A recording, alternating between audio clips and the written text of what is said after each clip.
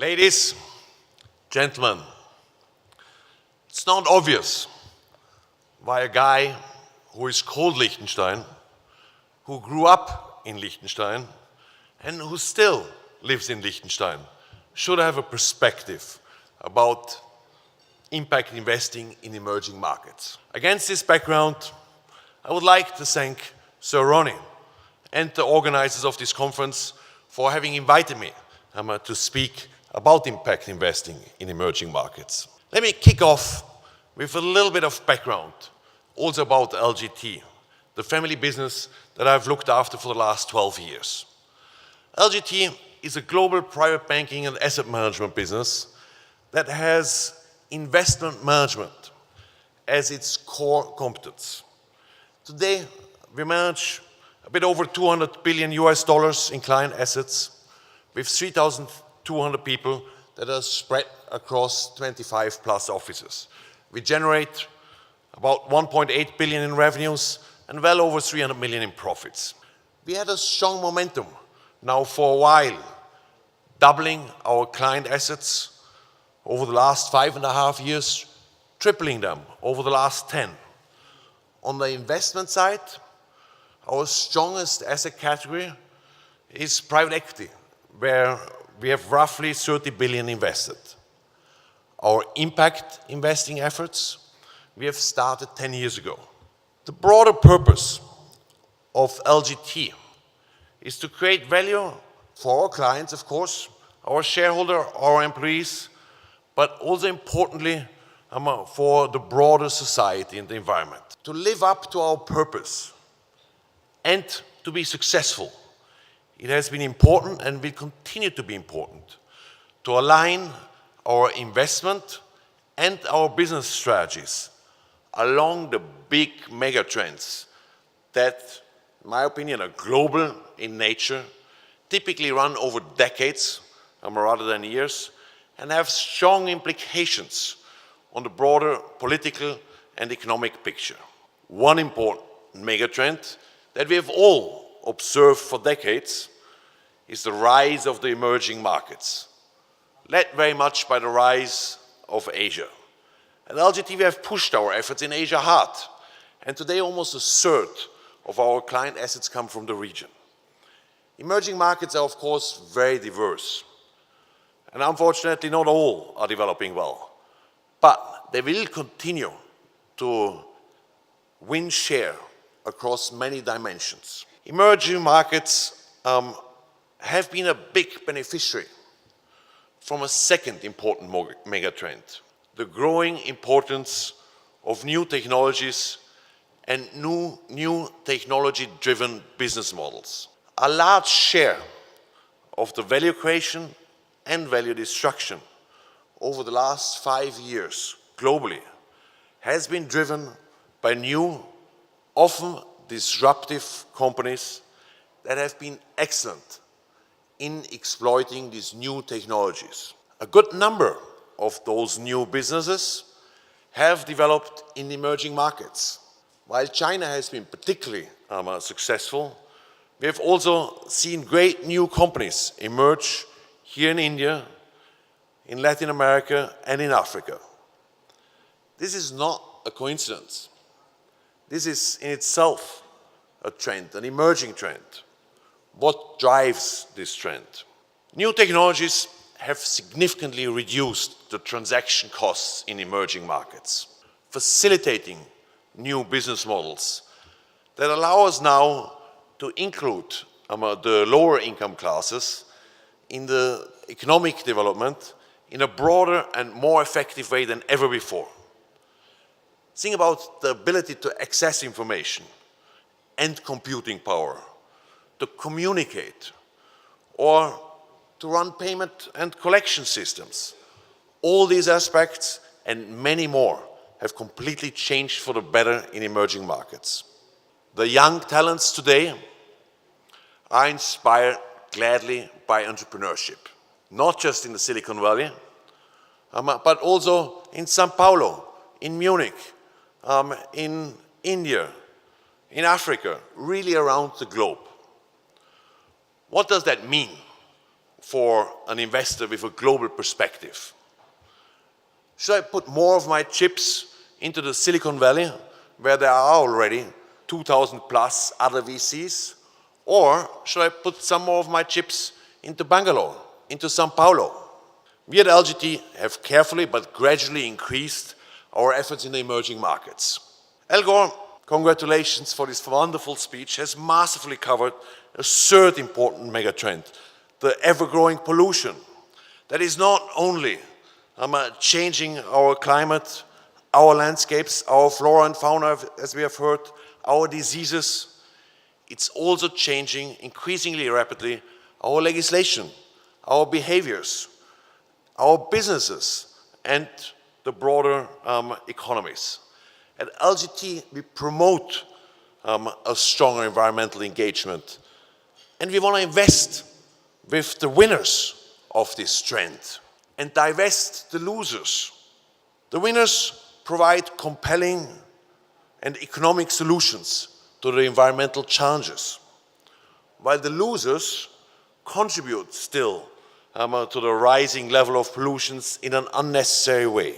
The environmental challenge, as we have heard, is of course a global one, but the emerging markets will decide where we come out on this fight, as they will contribute most of the economic growth over the years and decades to come. From an impact perspective, it is therefore critical that we all engage strongly here. The fourth and last megatrend that I would like to address is the trend of growing geopolitical risks. A number of economic, social, political, and environmental developments, many of them are interrelated and reinforcing, as we have heard, contribute to the growing geopolitical risks out there. Some of these developments I've already mentioned. Others include the long-term growth in the level of debt in many economies that has led to an extreme monetary policy with detrimentally low interest rates. The growing inequality that Al also has already pointed out across many dimensions, including and importantly in the access to education and personal development. The growing need, ability and willingness of people to migrate. Fueled by all those and other developments, we have observed a growing social and political polarization in many parts of the world, unfortunately, that has driven populism, nationalism, and protectionism. How should we react to those trends that jeopardize the long-term sustainable development of our global society?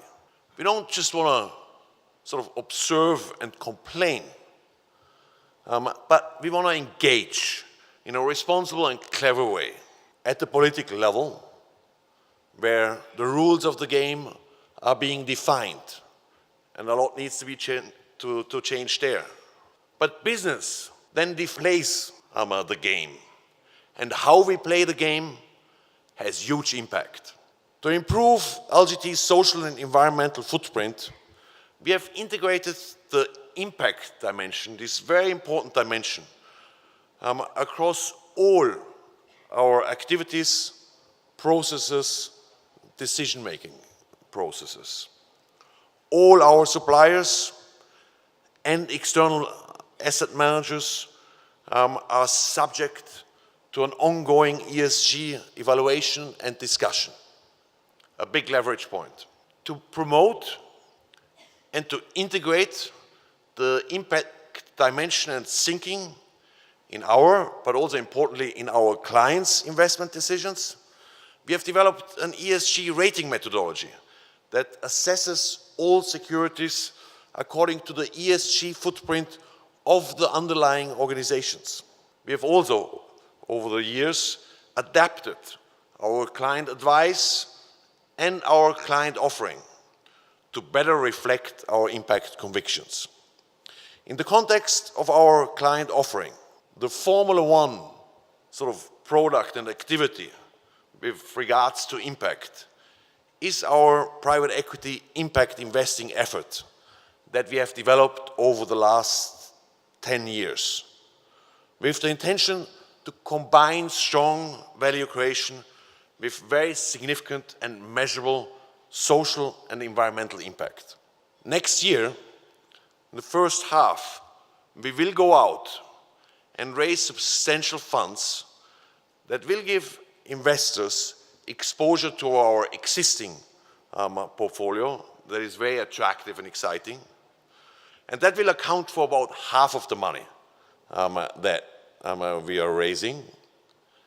And the other half of the funds raised, we will apply to make additional investments through our regional teams here in India, in Brazil, in Africa, and in Europe. Why do we have a focus on emerging markets with our impact investing approach? Well, some of the reasons I've already shared with you, but let me add a couple of other considerations before I conclude. Emerging markets have a higher share of extreme suffering and poverty, and a bigger need and potential to improve. Emerging markets need foreign direct investment from a macro perspective and a micro perspective. We like our emerging markets orientation from a purely impact perspective. From a portfolio construction risk diversification perspective, our emerging market impact investments have a very low risk correlation with our other exposures and are attractive also from that point of view. We focus on venture capital and growth equity investments that cater either to the lower income classes and or to environmental teams. Those investments are fairly immune to the economic swings. And our Brazilian portfolio, for example, has done very well over the last couple of years, despite the deep recession in the country. We focus our investments that we want to have on high long-term impact areas, such as healthcare, education, financial inclusion, agriculture and food, energy and transportation. Emerging markets face exploding demands in these areas, and they develop, and they need to develop, scalable solutions there that often will actually be more efficient than in developed markets, where these industries are typically over-regulated and high cost, not very efficient. Ladies and gentlemen, let me conclude with two sort of summarizing thoughts. First, I think it's important, and we have tried to do that at LGT, that we integrate the aspiration of impact investing to combine attractive financial returns with intentional and measurable social and environmental impact into the broader strategy at LGT. And we have tried to align that broader strategy with the mega trends of our planet. And that has really helped us to create value for all our stakeholders, including society and the environment. Second, impact investing in our LGT understanding and the offering that we have developed there is focused on the very high impact areas, from a geographic, from an industry, and from a company life cycle perspective. This is why we like the focus on emerging markets, on venture capital and growth equity, and on the high impact industries that I have already mentioned. I very much thank you for your attention.